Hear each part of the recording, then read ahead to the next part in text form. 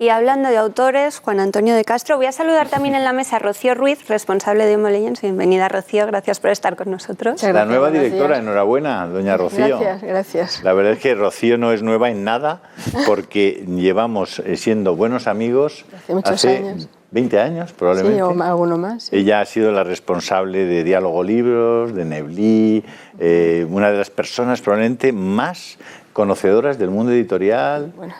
No, es la verdad y además muy querida en esta casa. Así que bienvenida, Rocío. Muchas gracias, Vas a presentarnos las cosas que vayamos... Sí, voy a intentar presentaros las novedades que vayamos teniendo en la editorial. Y en este caso tienes a tu lado a... Sí, que enhorabuena, porque José Antonio, hoy ponemos en marcha la tercera edición. La primera edición fue del 21 de febrero. El 11, el día del 11 de febrero del 21. Y en menos de un mes que llegó el libro a las librerías, pasamos a la tercera edición. O sea que enhorabuena. Y, hombre, ya me hubiera gustado que fuera una novela que interesara, porque si estamos en la tercera edición es porque interesa, pero que hubiera sido una novela de espionaje o de intriga, pero realmente lo que nos importa y a lo que a los lectores les importa es qué nos cuentas aquí y qué está pasando. Entonces a mí me gustaría preguntarte alguna cosa. Por ejemplo, esto que se refleja, y por eso recomiendo que se lea este libro, qué está pasando en España y quiénes son los enemigos de nuestra nación, sobre todo, cómo se puede salir de esta situación que aquí nos planteas. Claro. Bueno, la verdad es que este libro, decía, si podía ser una ficción, realmente no es una ficción, pero hay que tomarlo como absolutamente como una realidad, ¿no? Yo creo que no nos hemos dado cuenta todavía de lo que supone lo que podríamos llamar, el libro lo dice así, la privatización de la red pública, la eliminación, la compra de lo público, tanto a nivel nacional como a nivel, sobre todo, internacional. Hablamos de tribunales internacionales, de derechos humanos, hablamos de instituciones, de la Unión Europea, del Consejo de Europa y de toda una serie, hablamos de compra de medios, que en definitiva el hecho de que haya unos magnates que por unos intereses y unos objetivos determinados se alíen con políticos, utilicen a las ONGs a nivel internacional para poner en marcha una maquinaria que va a transformar completamente el mundo. Realmente lo estamos viendo día a día y no son inventos. Lo que decías de España es en efecto así, transformar el mundo para que la legitimidad democrática que tenían nuestros dirigentes en el fondo se pierda. Porque claro, si estamos diciendo sí a los que nos imponen las cosas desde una visión privada a fuerza de su dinero, no estamos diciendo sí a los que elegimos. O sea que nos han quitado el derecho, digamos, de exigir responsabilidad incluso de un contrato social entre gobernantes y gobernados. Es un poco eso. Efectivamente, sí. También me gustaría preguntar o que nos señalaran los temas centrales, ¿no?, que están irrumpiendo pues, nuestro modo de pensar, de vivir, y cómo a corto o largo plazo están cambiando una sociedad libre, democrática, en una sociedad descristianizada, globalizada, autoritaria. Soros, hemos hablado muchísimo de él, no es ninguna broma, desde luego no es un filántropo, su amigo Gates tampoco, y por mucho que nos lo repitan 1000 veces de los bienes que le están haciendo al mundo, realmente lo están controlando, lo están comprando. Y todo eso afecta a la sociedad. Entonces, ¿cómo lo hacen? Eso es lo interesante. En el libro lo que se trata de exponer es cómo funciona la maquinaria, cuál es la ideología que está detrás, el marxismo cultural, que viene de la Escuela de Frankfurt, traducido en el fondo en principios que ya tenían Adorno, Marcuse, Gramsci y otros, que van contra la familia, contra la religión, contra la propiedad. Son las esencias, digamos, del marxismo tradicional pasadas a una ingeniería social y cultural en la que se nos implanta, digamos, una serie de códigos culturales, como lo que estabas mencionando hace un momento del transexual. ¿Por qué nos tenemos que pasar el día hablando de cosas que en definitiva no estaban en la calle ni se suponía que era lo que nos preocupaba? Y sin embargo, los medios, con las ONGs, con la OSF de la Open Society Foundation de Soros, han metido suficiente dinero para que esto se convierta en el día a día, en la realidad de la que tenemos que vivir y discutir. En el fondo es el bombero pirómano. Son bomberos, auténticamente bomberos pirómanos. Tanto Gates con el tema de las vacunas, porque en el fondo durante 10 años nos va avisando que va a llegar esa famosa vacuna, y aquí se habla bastante de Gates y de algunos descubrimientos que he hecho en el análisis, pues por ejemplo de ventas de kits para test 2 años antes, en volúmenes extraordinarios de miles de millones que no se han podido explicar y nadie los ha explicado todavía, y también en acuerdos entre Gates y Moderna y demás. Entonces, a fuerza de dinero en la OMS, a fuerza de controlar las organizaciones internacionales, a fuerza de hacerse con esas, nos implantan estos códigos culturales, tenemos que seguirlos y tienen que ser alrededor de lo cual gire totalmente nuestra manera de hacer y actuar.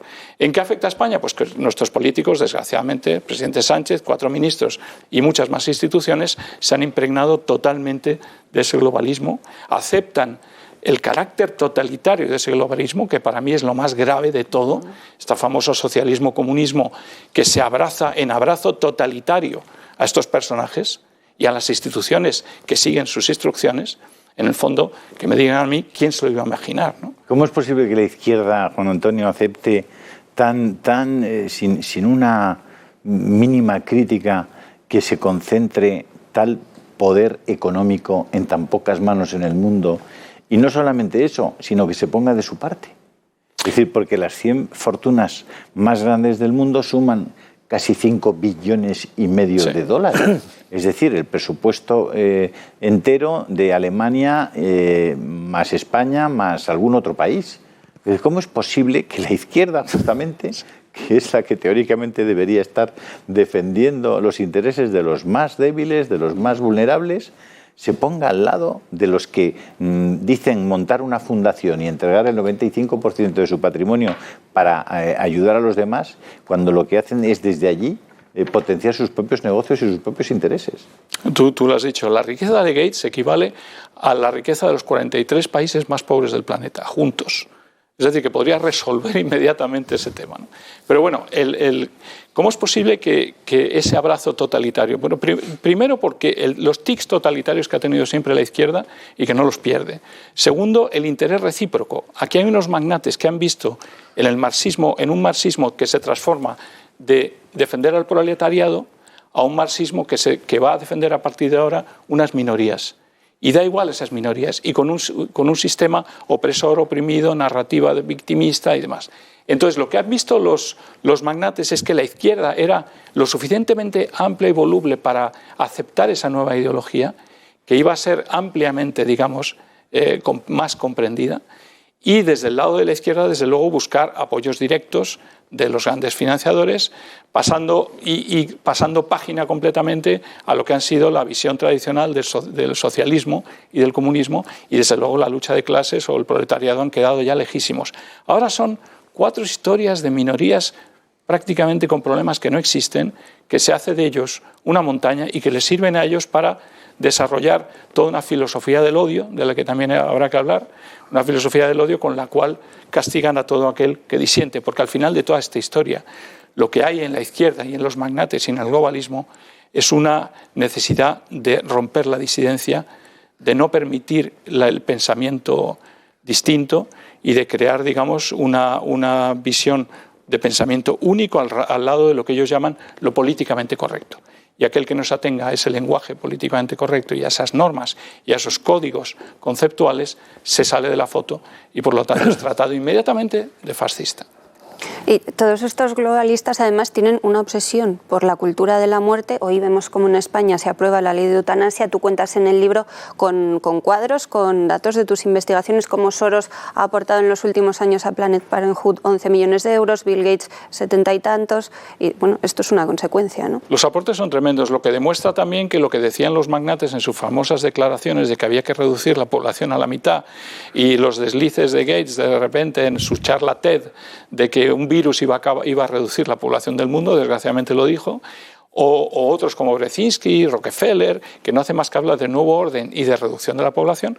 A fin de cuentas estamos viendo que la financiación que hacen para Global Parenthood y para tantas ONGs para que se reduzca la población mundial es tremenda. Y eso va en favorecer absolutamente el aborto, la cultura de la muerte, incluida la eutanasia, como nuevas formas de reducir esta población. En definitiva, vamos en esa dirección. Bueno, en Holanda ya han pedido que ni se trate ni se opere a mayores de 70 años. O sea que... Claro, ¿y por qué acompañar a los mayores en sus últimos años si en el fondo podemos caer en porque lo peor de esta historia yo creo que es que lo que tienen estos magnates y la izquierda es esa visión colectivista que nos va a matar, nos va a terminar matando, ¿no?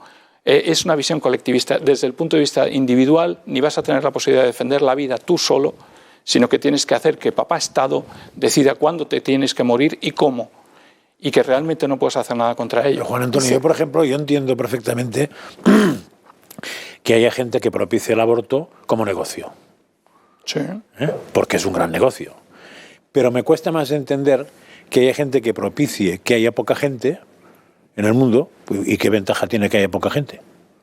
Bien, yo creo que ganan solos con que haya menos gente. Lo que han llegado a la conclusión es que este mundo es no sostenible a partir de 7.000, 10.000 millones de personas para el mundo que ellos quieren. ¿Y eso de dónde lo han sacado? Eso lo han sacado de un transhumanismo. ¿De dónde sacó Malthus su tesis de que, dicen que no la población crecía de forma exponencial o geométrica y la otra aritmética? Pero eso está claro que se equivocó, solo hay que ver. Ya, pues ahora están en la misma.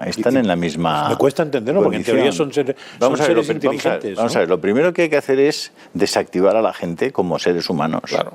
Entonces los desactivas moralmente. Sí. Claro, si tú haces que muchas mujeres aborten, ¿qué estás haciendo con ellas? Las estás desactivando. Sí. Primero, las estás desactivando como mujeres y como personas. Eso lo entiendo. ¿Vale? Es decir, si hay, desde mi punto de vista, hay un objetivo primario que es que la gente no responda a su código moral. Vale, sí. Eso también lo entiendo. Bueno, pero que haya poca gente no lo entiendo. Bueno, probablemente es más manejable un mundo con 7.000 que un mundo con 16.000, ¿no? Y ellos además buscan un mundo transhumanista tecnológico, con una casta, famosa casta, como hablaba Iglesias, de los altos tecnológicos con gran creación de valor añadido, y toda una casta del resto, paniaguados, renta mínima y demás, que no cuentan en el fondo. Soldados, pero además más tienes, más ejército. Perdona, ¿dónde promueven, en qué comunidades promueven el aborto esta gente como Gates y Soros y compañía con más eficacia? Entre los hispanos y los negros. Entre los hispanos y los negros. Es decir, que son además profundamente racistas. O sea, ellos lo que quieren es acabar con esas poblaciones, reducirlas drásticamente. Más aún, Julio, va mucho más allá el racismo. ¿Por qué nos tienen que hablar de islamofobia, de homofobia, de las fobias, y decir que el hombre occidental, que tenemos una trayectoria de civilización bastante importante, como parece que hay que venir aquí a nuestras sociedades a pagar cantidad de dinero a ONGs para que dejemos de ser homófobos, islamófobos, somos todos los ófobos? ¿Me quiere alguien contar por qué no se va a los países donde realmente se ataca a la mujer, no se deja a los homosexuales? ¿Por qué no se mete en esos países? Sin embargo, no va. Lo hace todo en donde la sociedad occidental respeta precisamente esos valores. Yo digo siempre, también hay que reconocer que es más fácil aquí que allí, ¿eh?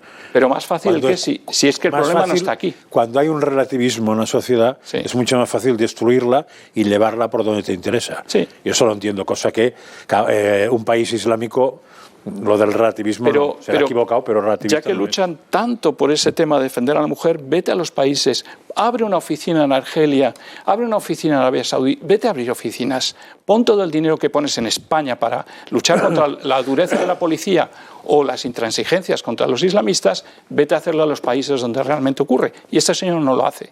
Y el segundo tema que estos señores no hacen es que no hablan de pobreza para nada.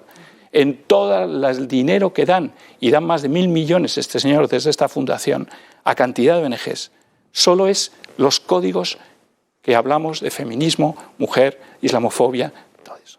Pero nada más. Entonces es extraño. Vamos a recordar, si te parece, cómo pueden conseguir los espectadores No Solo es Soros. Pues por supuesto en las librerías, en cualquier librería de la ciudad de Madrid o cualquier otra ciudad, se puede conseguir en librerías fundamentalmente. Y bueno, pues la editorial, también en pantalla les aparecerá un teléfono en el que se puede conseguir, pero yo creo que los lectores tenemos que ir a las librerías a comprar y adquirir el libro. Pues lo están viendo en sus pantallas, disponible en librerías, en el Corte Inglés y en www. Una pasada de libro. Os felicito a ambos, al autor, por supuesto, a Miguel Durán, que ha hecho un prólogo. Sí, Miguel Durán ha estado estupendo. Y a Rocío, que esperamos tenerte muchas veces por aquí. Bueno, pues sí. Muchísimas gracias. De nada, será que tenemos buenas publicaciones, si vengo. Ojalá, muchísimas gracias, Rocío. Vamos a hacer una